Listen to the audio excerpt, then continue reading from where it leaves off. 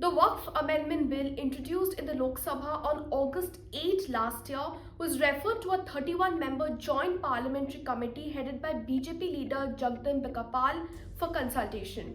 The committee is expected to present its report on the contentious legislation during the upcoming budget session of Parliament commencing on January 31st. Notably, the committee has so far proposed 572 amendments to the draft bill.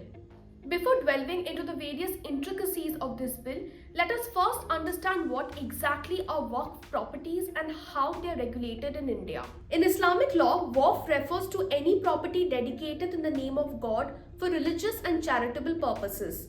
The proceeds from such properties are typically used to maintain mosques, fund schools, or provide for the poor.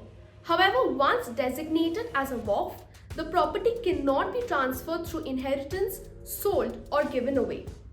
In India, Waqf properties are managed by the Waqf Act. Such properties are identified by surveys conducted by the state government, and each such property is managed by a mutawalli or a custodian for their administration.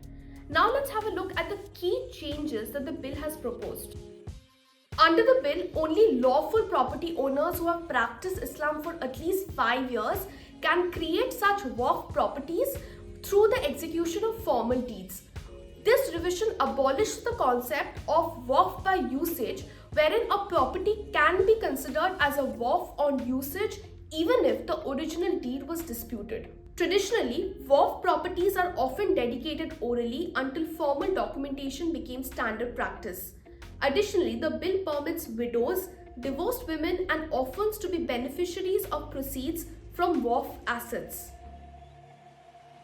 One of the most contentious aspects of the bill is the inclusion of non-Muslim members in key institutions such as the Central Waqf Council, the State Waqf Boards, and the Waqf Tribunals. Under the bill, the centre is mandated to appoint 3 members of Parliament to the Central Waqf Council without requiring them to be Muslims, a significant departure from the 1995 Act. Similarly, the state Waqf boards are also supposed to appoint 2 non-Muslims and 2 women as members of the board. The responsibility of surveying Waqf properties previously managed by survey commissioners under the 1995 Act will now be assigned to district collectors or officers of equivalent rank. The bill proposes a centralized registration system. All information about Waqf properties must be uploaded to this portal within 6 months of the new law's enactment. Notably, the bill omits Section 40, which previously authorized the Waqf tribunals to determine whether a property qualifies as a Waqf. Instead, now the district collector will be the final arbiter in such matters. The bill empowers the centre to direct the audit of any Waqf at any time by an auditor appointed by the Comptroller and Auditor General of India or by any officer designated by the central government for that purpose.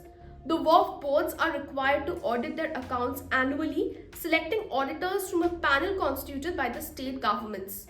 Penalties will also be levelled upon mutawallis if they fail to maintain proper accounts. The proposed law also allows courts to intervene in Waqf disputes. It removes the finality of decisions taken by Waqf tribunals by allowing the aggrieved parties to appeal directly to the concerned high courts. Experts have previously told The Hindu that although the bill is a positive step, it is crucial to implement measures to protect Waqf properties without infringing upon the freedom of religion guaranteed under Article 25 of the Constitution. Others have also raised concerns that the increased centralization of Waqf property management could undermine the autonomy of Muslim religious institutions. Thank you for watching. For more such videos, please subscribe to The Hindu.